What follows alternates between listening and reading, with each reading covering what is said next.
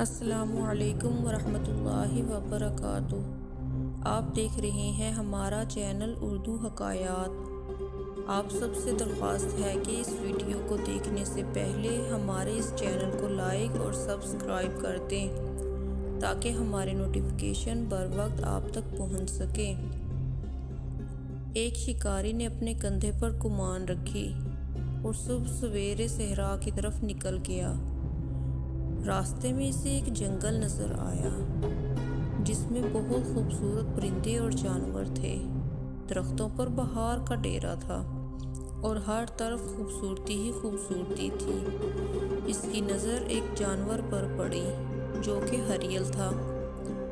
شکاری نے اپنے تیر کا رخ اس کی طرف کیا ہی تھا کہ ایک سانپ نے اس کے پاؤں پر ڈس لیا۔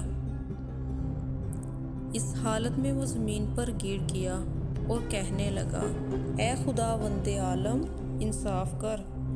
غیب سے آواز آئی کہ تو کسی اور کی جان لینے کی غرض سے چھپا بیٹھا تھا کہ قسمت نے تیری ہی جان لے لی۔ کسی نے صحیح کہا ہے، جو دوسروں کے لیے کنواں کھودتا ہے خود اس میں گرتا ہے۔